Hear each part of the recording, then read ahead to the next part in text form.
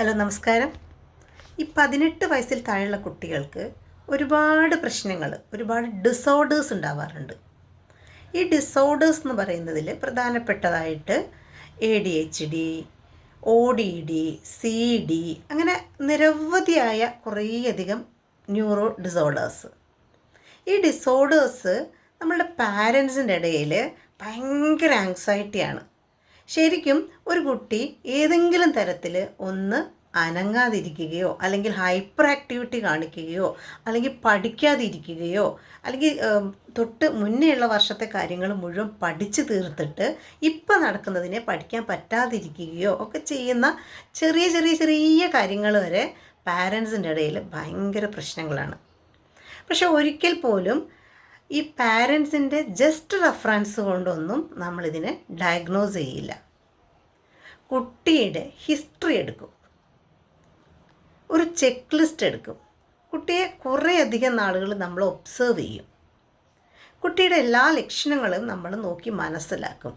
അതിനുശേഷം മാത്രമാണ് കുട്ടിക്ക് ഇത്തരത്തിലൊരു പ്രശ്നം ഉണ്ട് എന്ന് നമ്മൾ മനസ്സിലാക്കുക. എന്നിട്ട് നമ്മളത് ചെയ്യുന്നത് റെഫർ ചെയ്യും. കുറച്ചുകൂടി ബെറ്റർ കാര്യം, ഒരിക്കൽ പോലും ഒരു കുട്ടി ADHD ആണെന്നോ CD ഉണ്ടെന്നോ ഒന്നും നമ്മൾ പറയാൻ പാടില്ല. അതൊരു കുട്ടിയുടെ ലൈഫ് ലോങ്ങിൽ ഈ ഡയഗ്നോസിസ് അവിടെ കിടക്കുന്ന ഒരു സാധനമാണ്. അതുകൊണ്ട് തന്നെ നമ്മൾ പാരൻസിൽ സൈക്കോ എഡ്യൂക്കേഷൻ കൊടുക്കും. എന്താണ് സംഭവം, എന്തുകൊണ്ടാണ് ഇതിങ്ങനെ വരുന്നത്, എന്തുകൊണ്ടാണ് ഈ കുട്ടിക്ക് ഈ തരത്തിൽ പ്രശ്നങ്ങളുണ്ടെന്ന് പാരൻസിന് തോന്നാനുള്ള കാരണം, അതൊക്കെ നമ്മൾ കൃത്യമാക്കി മനസ്സിലാക്കി കൊടുക്കും.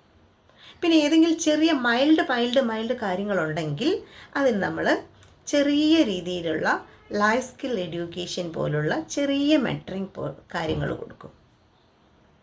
ചെറിയ ചെറിയ ഡ്യൂട്ടീസ് കൊടുക്കും, സ്ട്രെസ് റിലാക്സ് ചെയ്യാൻ കൊടുക്കും, കുട്ടിയുടെ ആക്ടിവിറ്റീസിൽ കുറച്ചധികം ഓറിയൻറ്റേഷൻ കൊടുക്കും, കുറേയധികം ശ്രദ്ധിക്കപ്പെടാനുള്ള ടിപ്സ് കൊടുക്കും.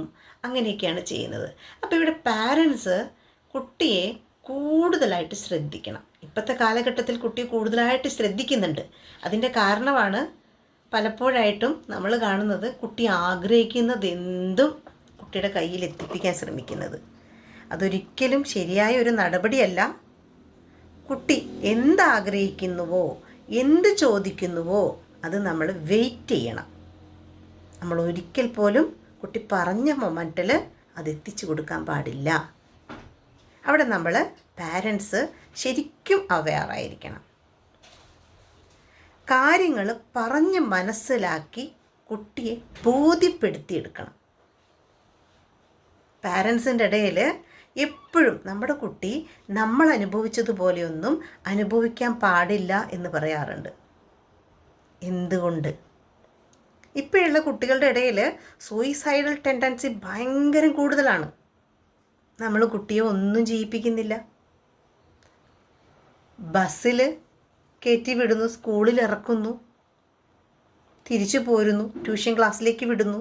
കുട്ടിക്ക് ഒരു മെൻ്റൽ ഹെൽത്ത് നമ്മൾ കൊടുക്കുന്നില്ല. കുട്ടിയെ സെൽഫ് ഡിപ്പെൻഡൻ്റ് ആക്കുന്നില്ല. അതാണ് കാരണം. എപ്പോഴും ഭയമാണ്.